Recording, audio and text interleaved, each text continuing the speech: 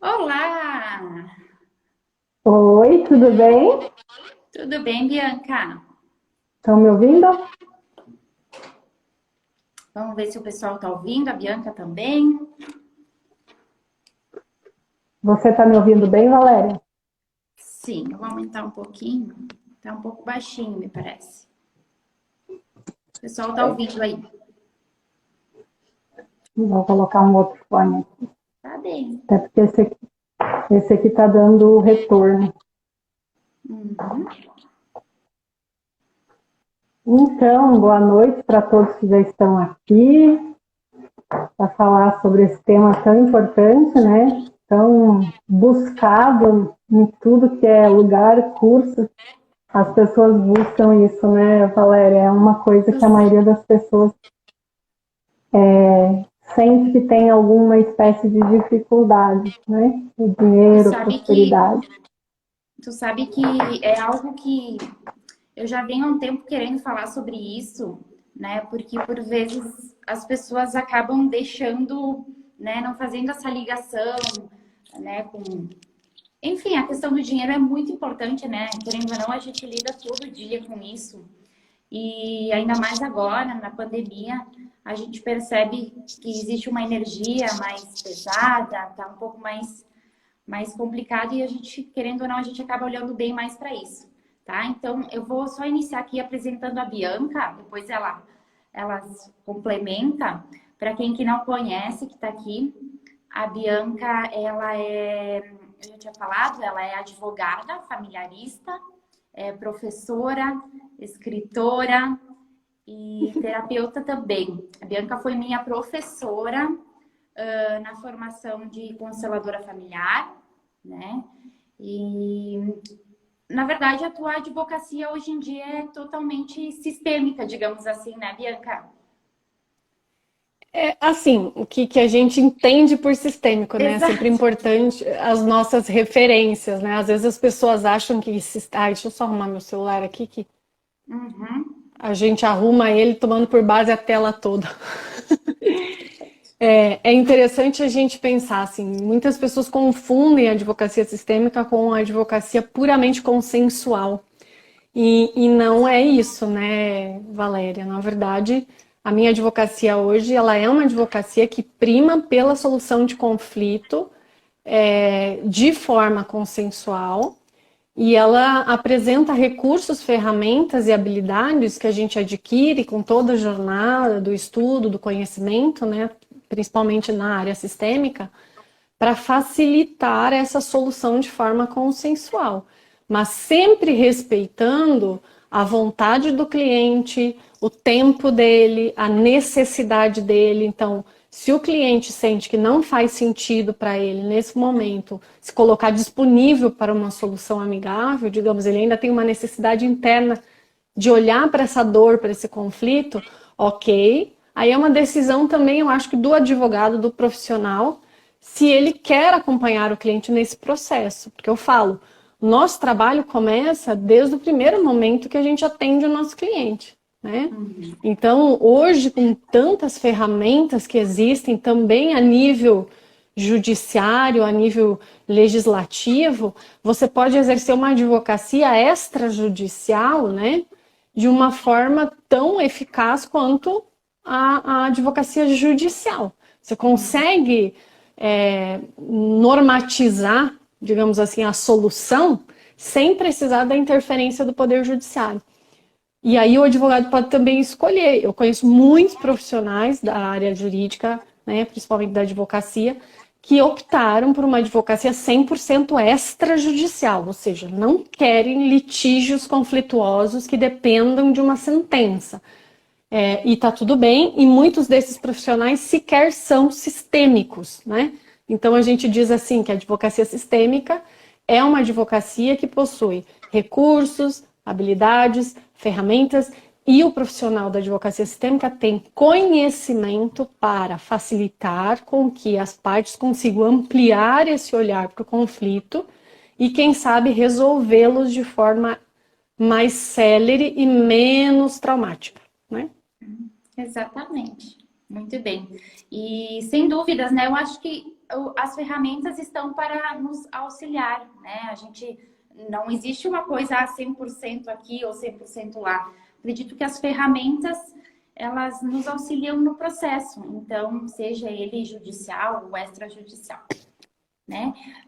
Bianca, eu gostaria de focar um pouco mais, então, quem sabe agora a gente adentra um pouco nessa ideia, né? Nesse assunto, que as pessoas muitas se indagam o que tem a ver, né? O dinheiro, a prosperidade, né? O que tem a ver, né? Como é que é a visão sistêmica, a questão das constelações familiares, conhecidas por algumas pessoas, o que tem a ver com o dinheiro. Então, talvez para um pessoal aqui um pouco mais leigo, quem sabe tu possa introduzir essa questão. E aí, eu até digo, pessoal, a gente está fazendo um bate-papo, então qualquer indagação, coloquem ali, a gente vai conversando. Acredito que tudo a gente possa compartilhar. Tá bom, Bianca? Se tu puder falar então um pouco sobre isso. Bom, como é um tema super interessante, a primeira coisa que eu vou falar para o pessoal é assim, eu gosto de me colocar disponível para compartilhar o conhecimento e a experiência que eu tenho. E cada um que está aqui com certeza vai receber algo da gente, né, Valéria? Daquilo que a gente vai partilhar, das perguntas que vão ser feitas. Então, se você sente que alguém também poderia ter algum benefício com isso, clica ali no aviãozinho, manda o convite para a pessoa vir participar da nossa live, para quem sabe ter alguma ideia com relação à mudança, transformação, que envolva a questão financeira e da prosperidade. Você, de alguma forma, pode estar contribuindo para que alguém tenha aí uma transformação na vida, né? E eu acho que esse é o propósito de todas as lives. Então, manda o aviãozinho aí e convida a galera. O primeiro ponto em relação à prosperidade e ao dinheiro, Hellinger já fala em todas as suas obras, né? Que o dinheiro tem a face da mãe. Muitas pessoas, às vezes, confundem, né? Trazem confusão para essa compreensão. No sentido de achar assim, então se eu não tenho uma boa relação com a minha mãe, eu não tenho sucesso, eu não tenho prosperidade. Ou de uma forma ainda mais vitimista, né? Agora eu sei por que eu não tenho prosperidade, porque eu não me dou com a minha mãe, né? Então a culpa é da relação com a mãe. Não é nesse sentido que Hellinger fala. O que é importante a gente entender é que a primeira parceria, vamos dizer assim, a nossa primeira conquista, ela está atrelada à mãe, que é o quê? A nossa criação, né? O nosso desenvolvimento como seres humanos, e em especial o nosso parto. Quando a gente toma a decisão de nascer, não é apenas uma decisão da mãe, é uma decisão nossa de prosperar nessa primeira tarefa, vamos dizer assim, nesse primeiro desafio. E muitas vezes esse parto, Valéria, é um parto traumático, porque ele depende dessa parceria com a mãe, depende também de todo o processo gestacional, onde essa criança, de alguma forma, se sinta desejada, se sinta amada, se sinta quista, né? Para que ela realmente venha com gás total, né? Dizendo assim, esse projeto eu vou abraçar e eu vou conquistar. Mas às vezes não é bem assim, né, Valéria? Às vezes é esse processo dessa primeira tarefa, desse nosso primeiro trabalho, vamos dizer assim, ele não tem muitos bons frutos. E aí, ali já começa talvez uma questão que todos podem olhar. Por que eu tenho dificuldade com a prosperidade? Porque talvez nesse meu primeiro projeto de vida eu não fui muito próspera. Né? Então, o que Hellinger fala nas suas obras é um convite para as pessoas olharem para esse projeto, olharem para essa relação com a mãe, como é que foi?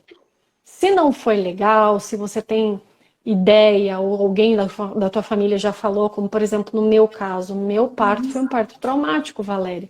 Eu tive que trabalhar isso internamente. Aí, talvez muitas pessoas na live podem dizer assim, mas o que tem a ver você, Bianca, com a idade que você tem, com uma situação que aconteceu quando você era um bebê? Ora bolas. é uma parte minha, é uma parte minha que teve uma experiência ruim e essa experiência está aqui na minha cabecinha. Aquela criança não entendia nada de prosperidade, mas ela tem um registro de que tomar a vida não foi uma coisa fácil. E como é que eu posso pensar em tomar saúde, tomar dinheiro, tomar bons relacionamentos, que são, na verdade, espécies do gênero vida, se o gênero tá fraquinho, né? Não adianta eu esperar que uma árvore dê bons frutos ou tenha folhas bonitas, se a raiz dela não tá num solo muito firme, não tá num solo com nutrientes suficientes. Então é natural que às vezes a gente vai olhar para uma planta, né? Muitas vezes pessoas que plantam árvores frutíferas falam assim, mas que engraçado. Todos os outros pés de fruta deram frutos, foram super abundantes, né? E falando da abundância. E aquele lá, tadinho, não, sabe? Dá 1, 2, 3, 4 sementinhas, aí nasce umas frutinhas, mas minguadinha, né? Sem muita abundância. Opa, talvez ali a gente olhar para a raiz, olhar para o solo onde está plantada, a direção do sol, né? Como que está sendo a vida dessa planta. É a mesma coisa com a gente. A prosperidade, ela e o dinheiro especialmente, né? Hellinger fala que o dinheiro está a serviço da vida. E isso tem é um organismo vivo, ele tem uma função, que é a função de manter a sobrevivência de todos nós. Até, Bianca, te interrompendo, né? Às À vezes vontade. a gente não para pensar que o dinheiro ele tem sua energia própria, né? Então, o quanto, né? A questão de como nós recebemos dinheiro, depois a gente vai falar sobre isso, mas a importância de olhar como é que eu recebo dinheiro, né? Eu recebo com aquela angústia de que já tenho que pagar boleto, eu recebo dinheiro com gratidão, com a energia de troca, né? Como é que eu olho para o dinheiro? Como uma coisa ruim, amaldiçoada? Então, às vezes a gente não se dá conta, mas o dinheiro também tem essa energia, né? Então... Exatamente, né? Frases que a gente ouviu na nossa infância, né? O dinheiro para vir requer muito esforço, muito sacrifício, ou o dinheiro é sujo, ou, por exemplo... A vida não é fácil. Não, a vida não é fácil. Se vem é porque, né? Exato. É mais fácil um elefante passar por um buraco de uma agulha do que um rico entrar no reino dos céus. Então, assim, nós não podemos esquecer que nós somos corpo, mente e espírito. Ali a gente já fala, nós somos um sistema, né? Onde 3 partes nossas precisam interagir em conjunto. Mas o nosso corpo, por exemplo, também tem outros sistemas. Eu tenho um sistema cardíaco, eu tenho um sistema das minhas glândulas, né, que produzem os hormônios, eu tenho o meu sistema gastrointestinal. Então, você veja, nós somos um sistema que precisa estar trabalhando em conjunto. Então, ali a gente já percebe que muitas vezes a nossa mente, ela olha para o dinheiro, ela quer o dinheiro. Mas a nossa alma, né, essa energia nossa carrega crenças ou às vezes carrega traumas, frases muito fortes, né, como essa crença de que um rico não vai para o reino do céu. E, Bianca, até agora lembrei até a relação de como a família olha para o dinheiro, né?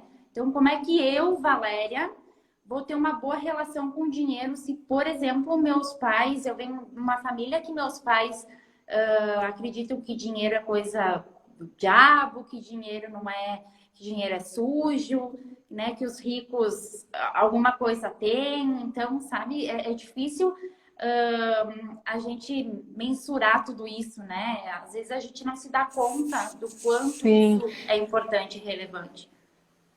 Então, por exemplo, em um dos livros do Hellinger, agora eu não vou lembrar qual, ele conta a história dos judeus, né, dos descendentes dos judeus que foram aprisionados pelos nazistas, que viveram o suprassumo da escassez, né, escassez de comida, escassez de dignidade, escassez de tudo, né, é só você ver um documentário sobre o que foi esses centros como Auschwitz, né, a gente vê que é o suprassumo da escassez. Os descendentes dessas pessoas, você veja bem, eles imigraram para vários países e Hellinger observou no processo das constelações, desse trabalho que ele realizou, que muitos descendentes, Valéria, ainda viviam essa imagem de escassez, que é o que eu estava falando, a imagem interna, ou seja, a minha alma, ela tem uma imagem printada, é como se fosse uma tatuagem. Então, a minha mente, ela quer o dinheiro. O meu corpo faz movimentos para ir em direção. Mas essas duas partes minhas não estão conectadas à minha alma. E porque, muitas vezes... Só te interrompendo, né? Porque daqui a pouco as pessoas podem dizer assim, nossa, quem que não quer dinheiro, né? Só que a mente e o corpo podem estar, né, nesse movimento, mas a alma talvez não, né? Por isso que isso pode estar inserido. Não, e são pequenos sinais, por exemplo, eu ganho dinheiro, mas do mesmo jeito que eu ganho, eu não sei o que acontece, eu perco. Exato. Ou eu ganho dinheiro, mas eu não sei porque eu distribuo demais, eu distribuo sem equilíbrio, né? Eu ganho dinheiro, mas eu me sinto mal em relação aos membros da minha família que não ganham. E aí eu acabo virando arrimo da família, sustentando a minha família, eu também não tenho prosperidade. Então isso são sinais de que eu não estou integrada. De que eu não tô por mim, né? Tem alguma parte minha que eu dou 2 passos para frente e um que me empurra um passo para trás. E eu fico nessa gangorra financeira, né? E aí a gente já começa a pensar em possibilidades. Hellinger também Hellinger não. No livro A Cabala do Dinheiro tem uma frase que eu acho incrível que diz assim: o caminho mais longo do ser humano é o caminho do coração até o bolso. E ele cita alguns exemplos. Veja só. Afetivamente, tá? Você tem aniversário de uma melhor amiga sua. Certo. E você resolve comprar um presente para ela. E você vai e escolhe. Você vê um presente lindo, perfeito, maravilhoso, a cara dela. Você fala, ela vai amar. Aí você pergunta o preço. E a vendedora te diz o preço. Pronto. É o caminho entre o coração e o bolso. E nesse caminho estão as minhas partes, né? O que me faz avançar e o que me faz limitar a minha decisão, né? Para onde eu estou olhando com o coração e para onde eu estou olhando com o bolso.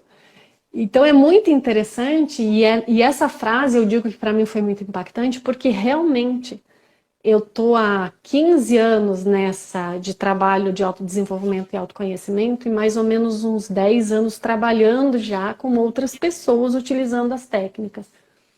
E eu observo que quanto mais a pessoa se conhece, Valéria, quanto mais ela acessa essa parte que é o coração, porque o coração ele também tem um cérebro. Isso já está provado pela ciência. Que o nosso coração também tem células neuronais. Não é só a cabecinha não que tem neurônio. O coração também e o intestino também. Então, assim, o coração, por ter células neuronais, ele também comanda. Ele também manda mensagens que influenciam nas nossas decisões. E o que é o coração, se não essa parte invisível, o que a gente não vê? Porque essas glândulas, esses neurônios que a gente chama que tem o coração, é apenas a partir daquilo que é estudado, mas é uma parte invisível, é o fenômeno da nossa alma, ninguém viu essa parte espiritual, né? Mas ela existe, isso a gente não duvida mais. Então, o que tem ali dentro? E a relação com o dinheiro, ela é uma relação emocional. Porque, assim, eu falo que as pessoas matam por dinheiro. E se você olhar os conflitos de litígio na justiça, eles estão falando do quê? Estão falando de sexo, estão falando de dinheiro e estão falando de vida e morte, né? Então, o dinheiro é um dos organismos vivos que mais provoca conflito. Porque as pessoas, elas, infelizmente ou felizmente, a gente não sabe, quando se trata de dinheiro, é o caminho entre a mente, né, entre o coração e o bolso. Exatamente.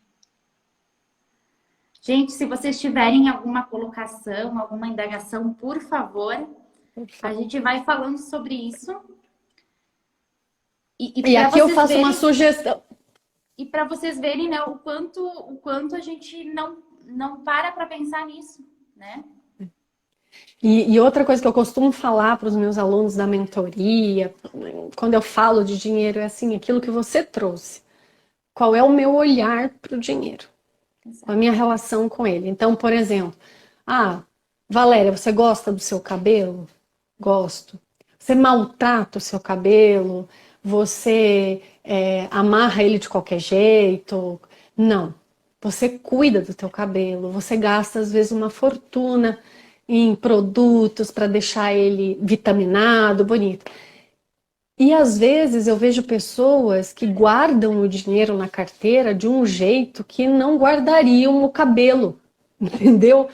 Então eu digo que cuidado é esse que eu tenho com algo tão valioso.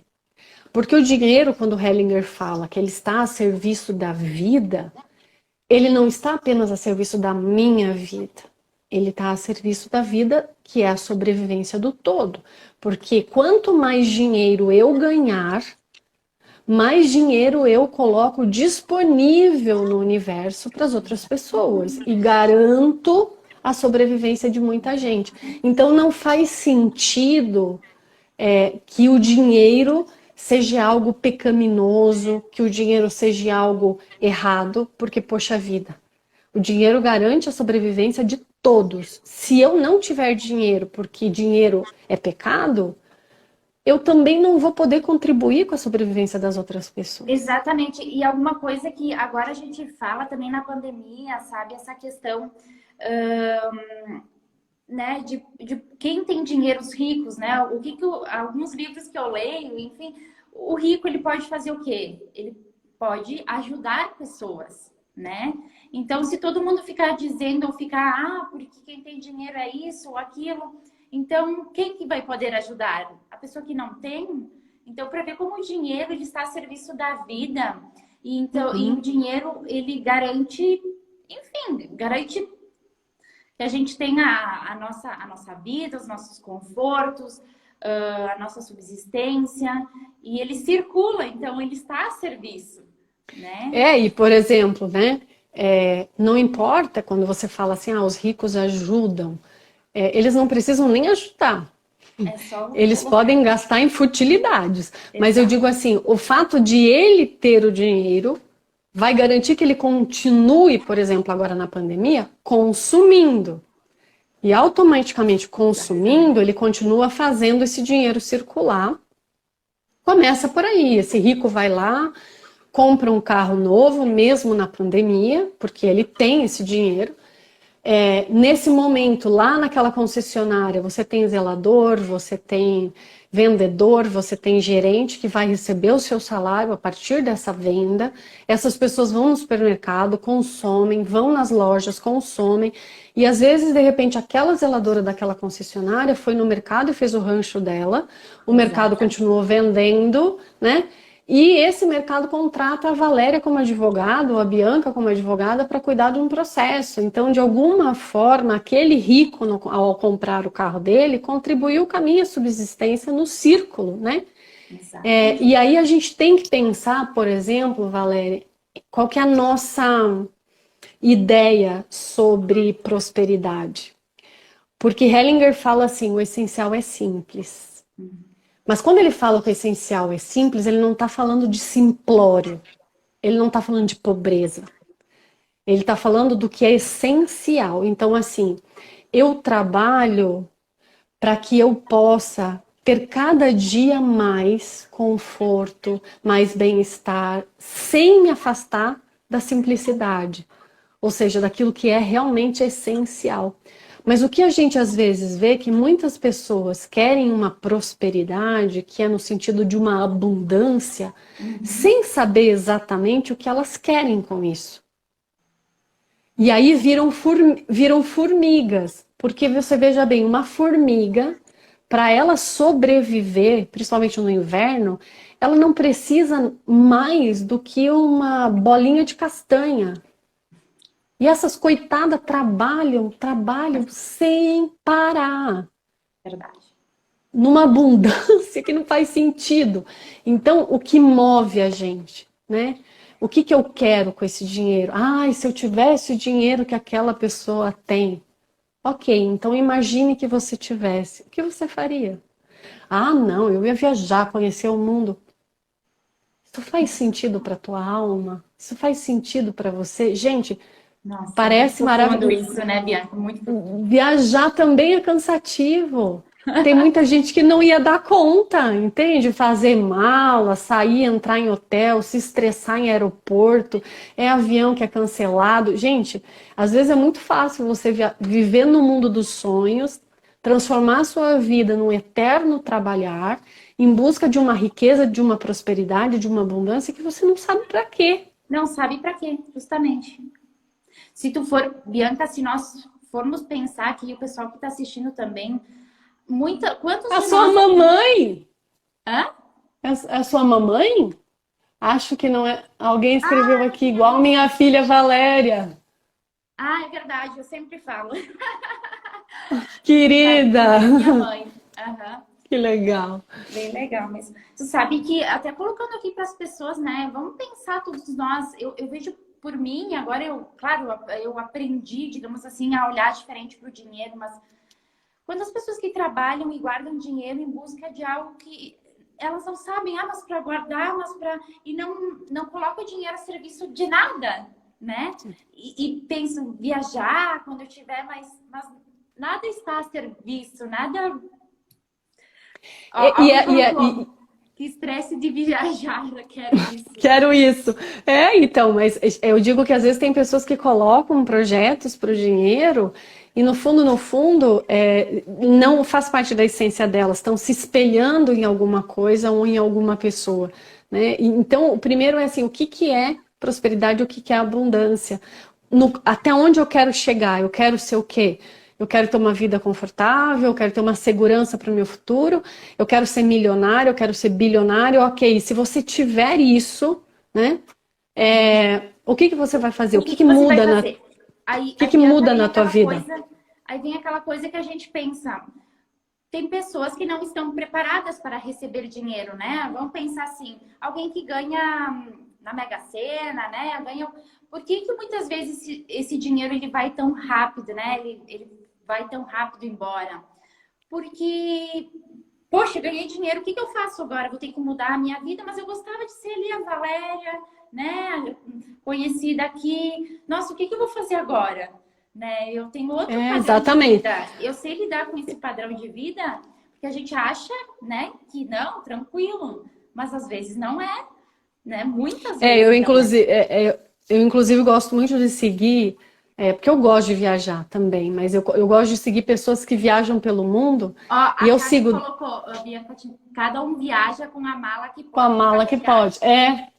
Eu li Exatamente. e aí eu me lembrei que eu sigo pessoas que viajam de van, que viajam de Kombi, que viajam de Fusca, mas tem um em específico que é o Matias, que ele carrega, né, ele viaja a pé e ele empurra um carrinho, onde ele tem uma barraca, ele tem panelinha e tal.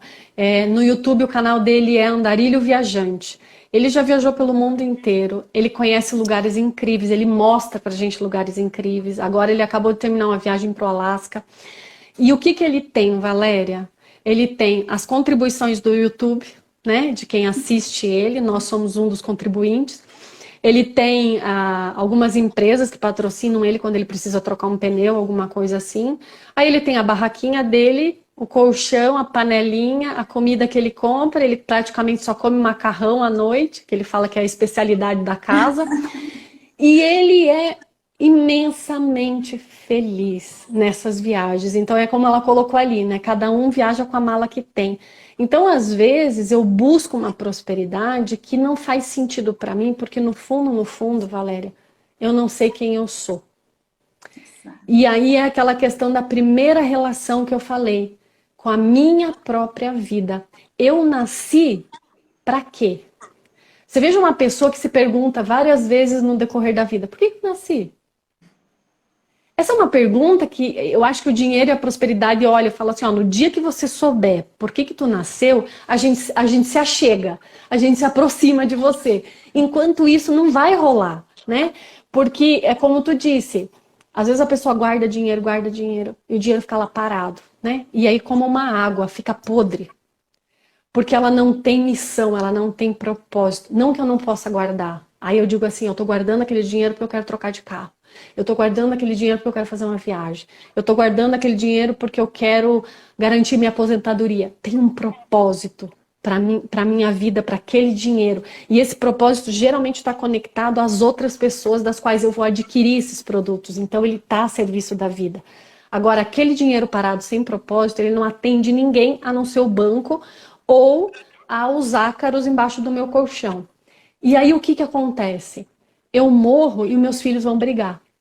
Ou eu adoeço fisicamente e não vou aproveitar aquele dinheiro. E o que isso quer dizer? Isso quer dizer que eu estava olhando para um lugar que a minha alma não entendia. E aí não tem conexão. Então, não se preocupa tanto com a prosperidade e com o dinheiro. Se preocupe primeiro com quem você é. Invista em descobrir o que faz sentido para você, trabalhar os seus traumas, né? A Fabi.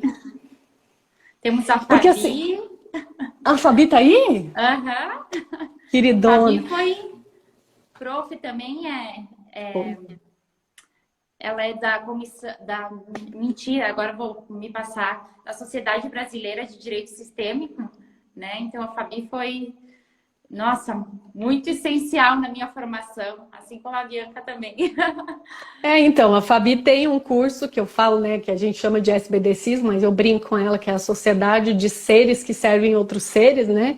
Porque é justamente uma formação para as pessoas olharem para esse seu querer, quem eu sou, qual o meu propósito, para daí eu olhar para o dinheiro. Porque eu costumo dizer para as pessoas, né, que se a gente parar para pensar no início da humanidade, Valéria, nos apóstolos, o que eles tinham?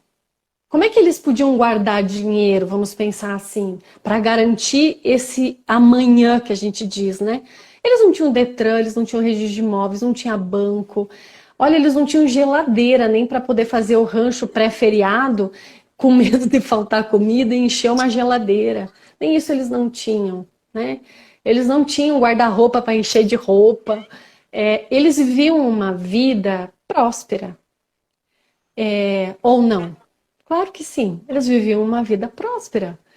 Especialmente porque, assim, eles saíam, tinham saúde, pescavam, caçavam, né? Então, até um mendigo é próspero quando ele consegue que alguém dê uma esmola para ele. Ele atingiu a prosperidade dentro da expectativa dele. A vida dele ok, eu tô aqui, eu preciso que alguém olhe para mim, ou eu vou pedir um prato de comida num boteco, vou pedir um café lá. Quantos mendigos tomam um café sempre no mesmo botequinho, que tem alguém que sempre dá aquele café para ele? Ele é próspero. Ele conseguiu aquilo que ele tem como meta de vida, né? E tá tudo certo. Então, até mesmo eu falo assim, o assaltante, quando ele consegue assaltar e tem um bom resultado do seu assalto, nós não estamos falando de moralidade, nós estamos falando de prosperidade. Ele é próspero. Então vamos dar outras nuances e outros contextos para a prosperidade. E aí eu pergunto para você, qual é a sua prosperidade? O que é prosperidade para você? Será que você olha para a prosperidade e para o dinheiro como um significado de um dicionário que não é o teu dicionário interno? É o dicionário da sociedade onde tu vive? Exato. O que é riqueza, Valéria? O que é riqueza para você? Quem é rico e quem é pobre? Você consegue definir? Né? Porque assim, eu consegui comprar tal coisa para mim é riqueza, mas para uma pessoa que anda de jato, aquilo que eu conquistei não é riqueza nenhuma, porque ela está são outros lugares, outros contextos, outras pessoas. E se eu não sei o que é riqueza para mim, se eu não sei quem eu sou, qual é o meu propósito de vida, o que que eu quero, eu não posso nem me questionar que eu não sou próspera ou eu não tenho dinheiro, porque no fundo, eu não tenho nem ideia de para onde eu tô indo, não é? Nós aprendemos a olhar para o dinheiro com amor, porque é um olhar para a nossa própria origem, exatamente, né? Aceitar pai e mãe, como a gente já falou aqui, especialmente nossa mãe, que foi a nossa primeira tarefa, né? Nosso primeiro propósito, nascer. E também uma coisa que Hellinger fala, Valéria, que eu vejo assim, que é um problema muito sério para o brasileiro, né? Eu sei que é difícil, mas assim, concordar e reconhecer a nossa nação, É. né? Nós somos brasileiros, querendo ou não, e esse movimento que às vezes até eu vejo de muitas pessoas desejarem ir embora daqui, desejarem ter nascido em outra nação, fazerem comparações, isso as coloca no lugar de escassez, Exatamente. né? Exatamente. Aí.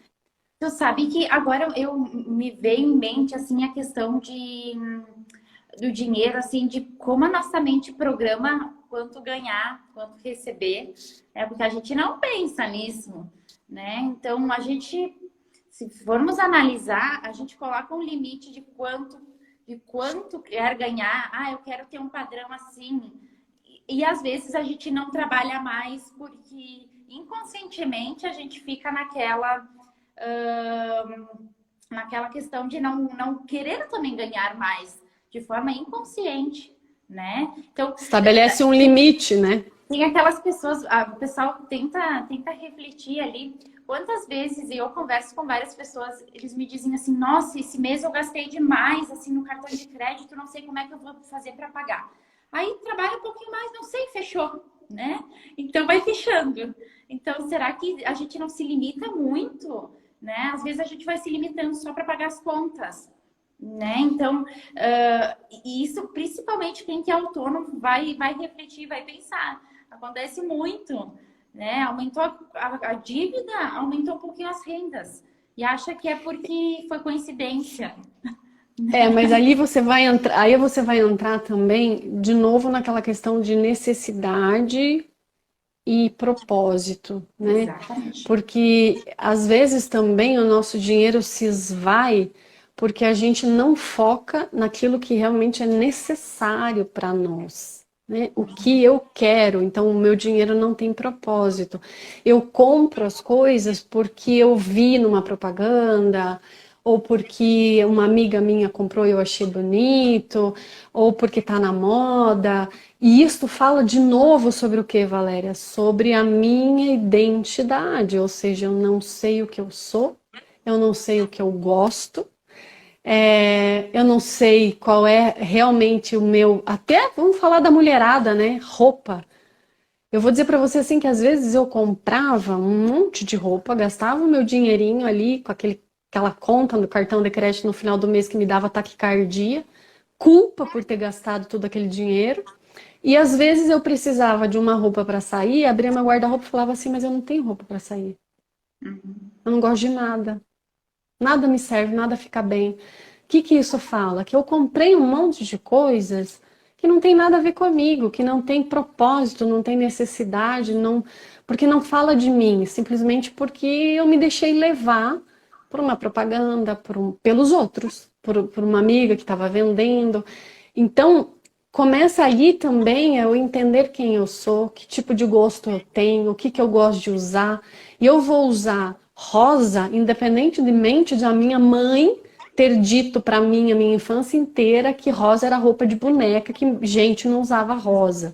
Então, assim, essas coisas que eu falo de autodesenvolvimento é a gente entender quais são as frases que a gente tem de referência, mas quais são as referências que realmente fazem sentido pra gente. Aquelas que não fazem sentido pra gente, a gente tem que, assim, ressignificar elas, para a gente realmente colocar o dinheiro em direção àquilo que faz sentido para a gente. Daí a gente começa a ter um controle também em relação ao dinheiro e também em relação à prosperidade. Porque a gente sabe exatamente de onde a gente veio e para onde a gente está indo, né? E o que é essencial no agora, para atender essa pessoinha aqui, que sou eu, o que é importante para mim, né? Ó, como a gente se sabota com dinheiro, né? É muito forte as impressões iniciais na vida, né? Uhum, uhum. Com Exatamente isso. certeza, né? Então, por isso, de novo, falou ali sobre as impressões iniciais, né? Realmente as impressões iniciais, elas estão impressas dentro dessas partes da nossa vida, porque o nosso cérebro, ele é atemporal, a nossa mente não tem tempo e espaço para ela. Ela não tem essa dimensão limitada, tanto que se eu fechar meus olhos, eu lembro do que eu fiz no final de semana passado, ou seja, eu me reporto ao passado. Com a minha mente, eu vou lá para trás. Assim como eu também posso fazer planos para o futuro. Então, significa que eu levo a minha mente lá para frente. Exatamente por isso, dentro de nós existem partes da nossa cabecinha que estão espalhadas no tempo e muitas vezes traumatizadas lá por frases, por imposições, né? Às vezes uma criança que foi mal na escola e ao invés do pai dizer, olha, filha, realmente não foi muito legal, mas a próxima vez você vai se esforçar, o papai vai ajudar e você vai melhor. Não, vem com aquele boletim e o pai fala, você é burra mesmo, nunca vai ser nada na vida. Pronto, foi suficiente para aquela minha partezinha de 7 anos, às vezes criar uma imagem interna de que eu nunca vou ser nada na vida. Mas eu sigo a minha vida, me torno adulta, mas dependendo do que acontece na minha vida, vem essa frasezinha dentro de mim e diz assim, realmente eu nunca vou ser nada na vida. E a gente nem sabe de onde ela veio essa frase, mas a gente sente ela aqui. A gente sente ela aqui. E aí, teve até uma pessoa que perguntou ali, quando eu me sinto culpada em receber? Nossa, gente, isso tem tantas possibilidades, né? E fala de merecimento. Quando que eu não me senti merecedora? E talvez a gente possa ir lá para o início da vida. Ou seja, uma criança que às vezes o pai e a mãe não queriam. Sabe aquela criança assim, que aquela gestação não foi planejada? A gente não estava querendo agora, não que não ame, gente, mas é aquela coisa assim, não.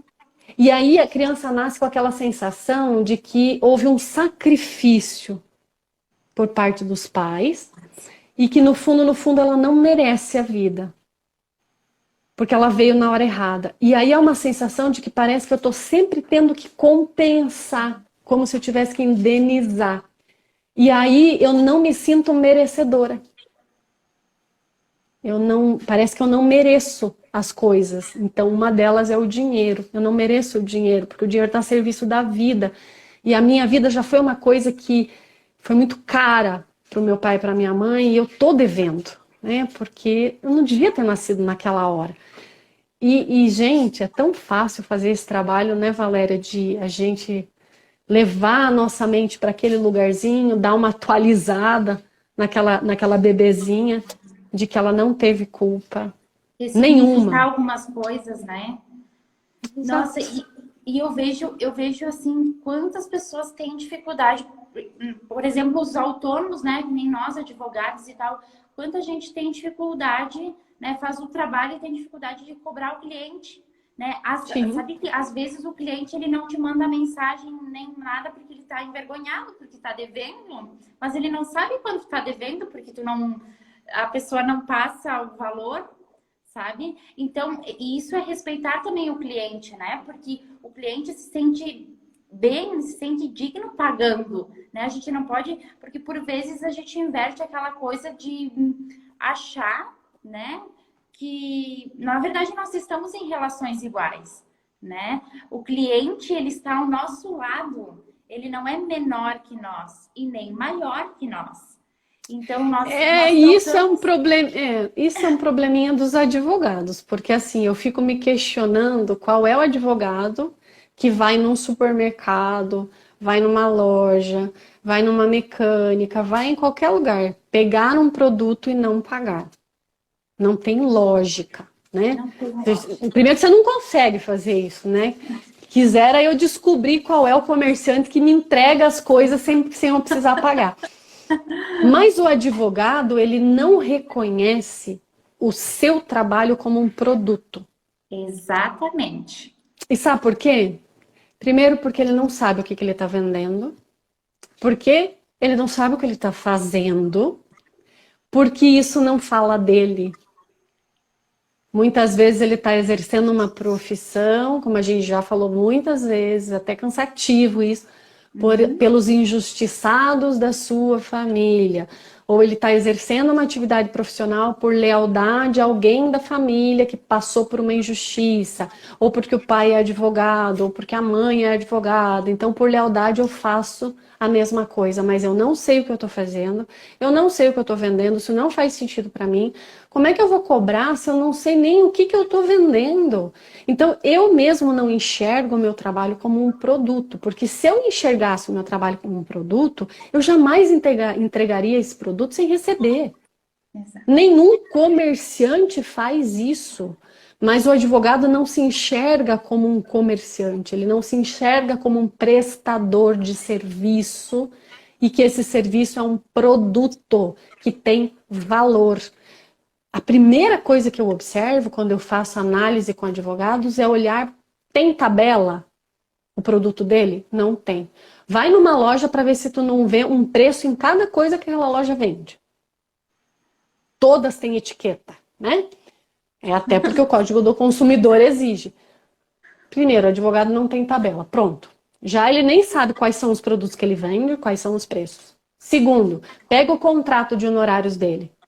É pior do que qualquer contrato que você procurar no Google. Porque é fraco, que se ele tentar vender aquele contrato para algum cliente, o cliente vai falar, você não é advogado. Não pode um advogado fazer um contrato tão xing-ling assim. Então, ali para mim já mostra que a pessoa não sabe quem ela é, não sabe o que ela está fazendo, não sabe o que ela está vendendo. E, obviamente, o dinheiro vem por pura sobrevivência. É para pagar a conta. Porque se eu não sei o que eu quero, não tem direção, não tem propósito. Porque provavelmente eu estou olhando para trás. Eu estou olhando para alguma outra coisa que não sou eu. É o momento de pegar um espelhinho e se olhar. Quem sou eu, o que eu quero. E quando as pessoas fazem esse processo, atendi hoje, inclusive, uma cliente que fez uma constelação comigo há um mês atrás. Ela já começou o retorno dela, porque às vezes eu sempre deixo para o cliente, se ele precisar fazer um retorno, ele pode. Mas ela, na verdade, queria um retorno para compartilhar. Ela disse para mim, essa constelação é um negócio bem confuso. Olha só, mas que traz uma clareza para a gente. Eu preciso te falar uma coisa. Fechei minha loja. Eu falei, ah é? Ela falou, depois da constelação eu fechei minha loja. Eu vi que eu estava ficando doente com aquilo. Eu não tinha a maior alegria naquilo. Apesar de ganhar dinheiro, eu estava ficando doente. E aquilo lá não tinha sentido nenhum para mim. E ela falou isso com um brilho no olhar, com um sorriso, que você fala assim, tanta gente fechando as suas lojas por causa da pandemia, porque não estava conseguindo vender, e ela fechou a loja porque ela decidiu que não fazia o menor sentido para ela. E confiante de que agora eu vou buscar algo que faz sentido para mim. Agora eu vou olhar para minha prosperidade. Então é isso realmente que para mim é a maior prosperidade. Se você terminar a sua vida sabendo quem você é e encontrar o teu centro, nossa. E, Bianca, o dinheiro como consequência também, né? Não focar nele. O dinheiro é uma consequência de fazer o que eu gosto, né? Ela na loja não estava feliz.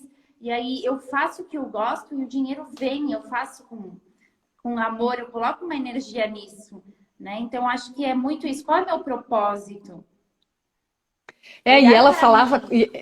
e ela falava coisas assim na primeira consulta, bem o que muitos advogados falam. Ela fala assim, eu me irrito muito com um cliente que não paga, aí eu fico com raiva porque a pessoa tomou meu produto e não me pagou, ou porque o cheque voltou, ou porque não sei o que. Então, assim, é o que você falou, né? Então, às vezes o dinheiro, ele é muito difícil, porque ele não sabe para quem que ele está servindo, né? Ele não sabe nem para quem e nem para o que ele está servindo. E como ele é um organismo vivo, ele precisa ser alimentado de forma clara, né? Para que ele realmente possa vir em abundância.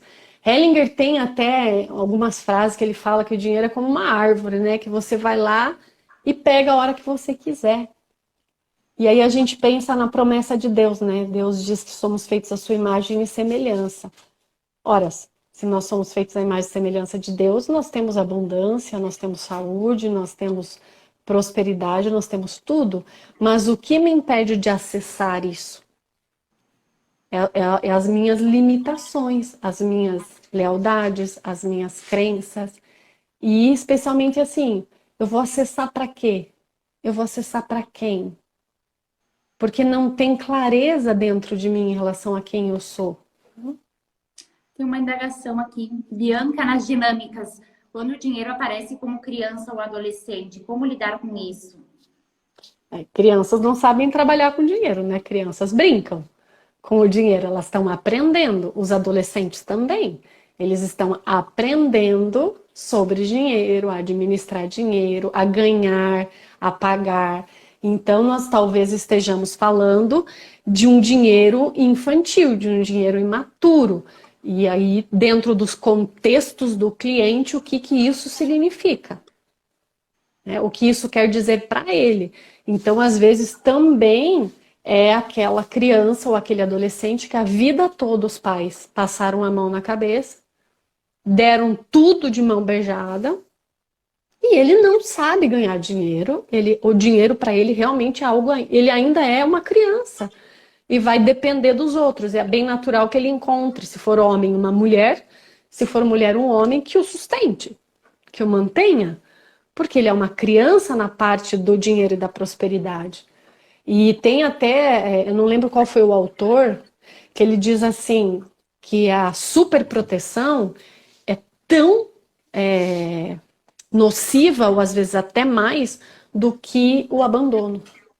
Porque as duas coisas tiram da pessoa a sua força. O abandono tira a força da pessoa, que vai ter que buscar a força sozinha, e muitas vezes consegue, e se torna um grande vencedor. E a superproteção também tira da pessoa a força. Olha como é interessante isso, né? E aí, geralmente, essas pessoas que recebem muito querem receber mais, né? Querem receber de todo mundo, né? Não existe o equilíbrio entre dar e receber. Então, recebeu dos pais, acha que tem que receber... Provavelmente vai alcançar pessoas que estão, né, no outro lado também, né? Tudo uma questão de, às vezes, compensação do sistema familiar. Mas... geralmente é isso, né? Tão grave receber muito também, né? Da pessoa não poder ter a oportunidade de ir em busca, né? Em busca do dinheiro, em busca da prosperidade. Exatamente. Ela escreveu, pensei que tinha essa relação mesmo. Sim, são sinais, né? Mas pode ser que não. É sempre importante a gente entender o que isto quer dizer, o que é esse contexto, né? Às vezes pode ser uma pessoa adulta, mas que o dinheiro para ela tem a imagem daquela criança que a vida inteira ficou disponível para cuidar da família. Então o dinheiro não é para ela, o dinheiro é para a família. Então vai depender muito dos contextos. Nós não somos cada caso é um caso, né? Cada contexto, cada família. Não dá para colocar numa caixinha. Por isso que eu falo assim, gente, prosperidade para mim, prosperidade para você. Dinheiro para mim, dinheiro para você. Riqueza para mim, riqueza para você. Se conhecer é o melhor caminho em direção à riqueza. Eu vou fazer um curso sobre como ganhar dinheiro. Eu vejo pessoas, principalmente agora na pandemia, que fizeram um curso de tudo que é tipo para ganhar dinheiro na internet, para ganhar dinheiro não sei o quê, e se frustraram. Porque no fundo, elas querem fazer o curso que para aquela pessoa que está vendendo o curso, aquilo funcionou, porque ela está na essência dela. Agora, não tem, eu posso me modelar, eu posso olhar e falar, ó, que interessante o que a pessoa está fazendo, mas se não fizer sentido para mim, eu não vou conseguir alcançar aquele resultado, porque não sou eu, né? Senão todo mundo alcançaria a mesma coisa Nossa. e chegaria no mesmo patamar, e isso não faz sentido, né? Isso nem é bom, né? Não. E a gente tem que concordar também, acho que esse é o primeiro passo, com a nossa história, Aceitar a com quem, nossa história, com quem olhar com nós somos, amor. E o o que eu digo, a gente destino, estava né? falando da mãe, né, Bianca? E é uma coisa interessante. Eu não preciso amar, né, morrer de amores pela minha mãe, que talvez me abandonou.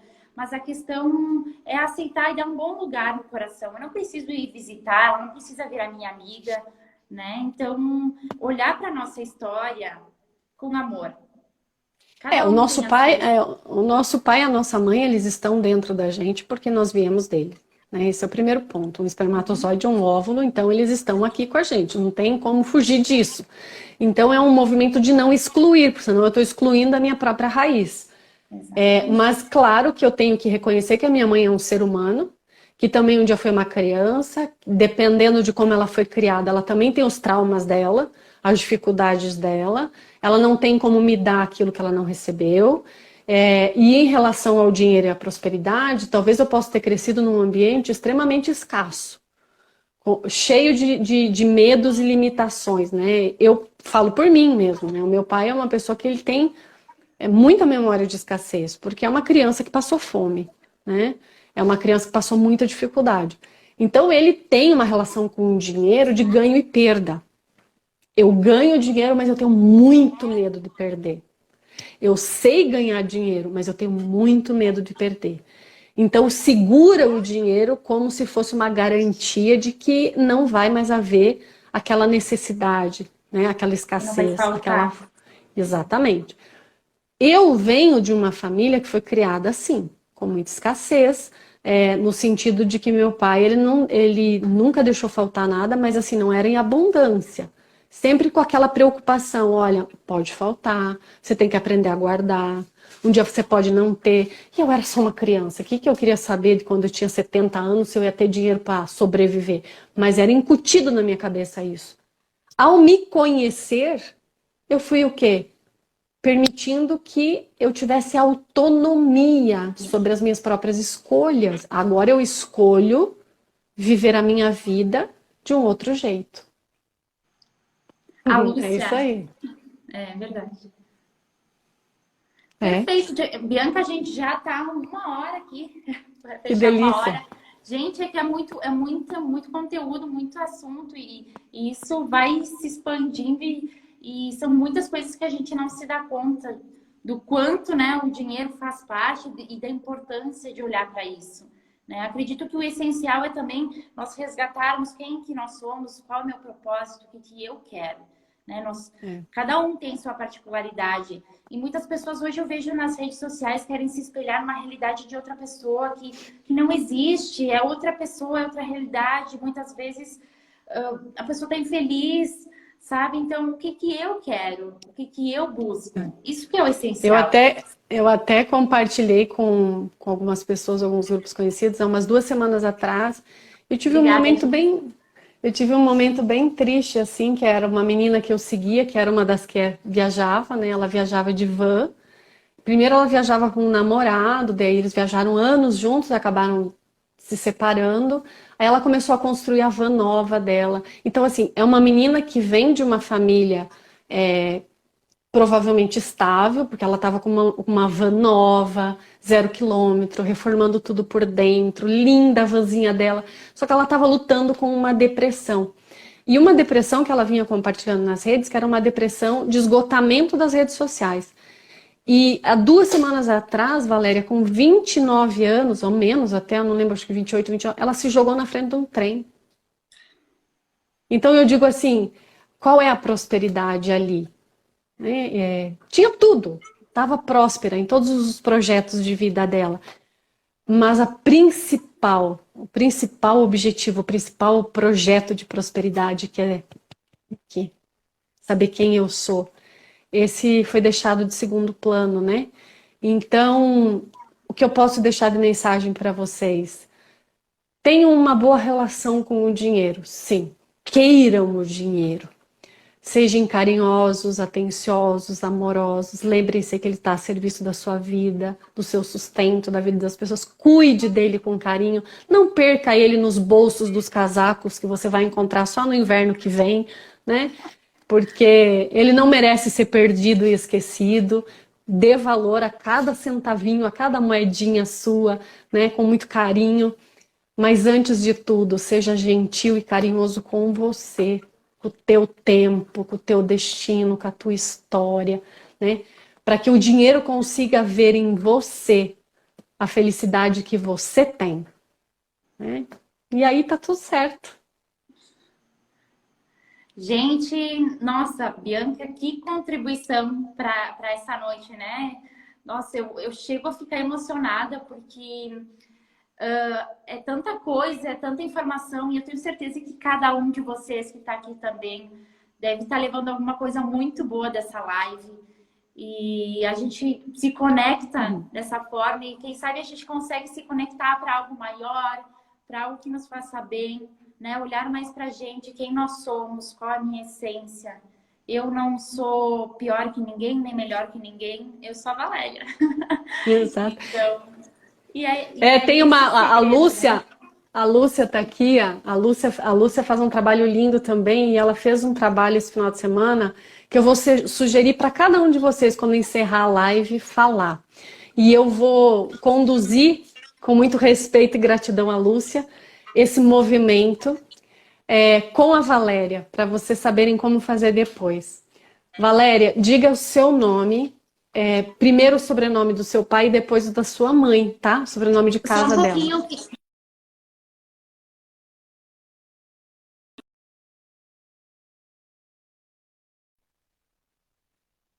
Estou aqui para mim. Agora eu tô te ouvindo, Ah, tá. Desculpa, tá? Bianca, eu não ouvi. Então vai lá. Eu vou conduzir aqui para todo mundo fazer depois que terminar a live. Você vai dizer o seu nome completo, com o sobrenome do seu pai primeiro, depois o sobrenome da sua mãe. Eu sou Valéria Rita Osmarim Quezini. Eu nasci em Bento Gonçalves. qual é o dia, mês e ano? 22 de maio de 92. E eu vivo em 2021. Diga. Eu vivo em 2021. Esse é o meu tempo. Esse é o meu tempo. Então diga de novo. Eu sou o seu nome. Eu sou Valéria Rita Osmarim Quezini. Eu nasci em Eu nasci em Bento Gonçalves. no dia 22 de maio de 1992. e eu vivo em 2021. E eu vivo em 2021. Esse é o meu tempo. Esse é o meu tempo. Esse é o meu tempo. Meu tempo. Como é bom falar isso? É o meu tempo. Todo mundo pode fazer isso em casa. Esse é o meu tempo. Meu tempo. Gratidão, Bianca. Só tenho a agradecer. Gratidão a todos que ficaram aqui. Um número expressivo de pessoas. Cada um de vocês é muito importante. E só tenho a agradecer por ter a oportunidade de te conhecer, por ter a oportunidade dessas pessoas aqui estarem acompanhando também. Por mais pessoas assim, que olhemos mais para nós. Primeiro para nós. Exatamente. Um beijo. Beijo, até a próxima, gente. Boa noite, tchau. Tchau.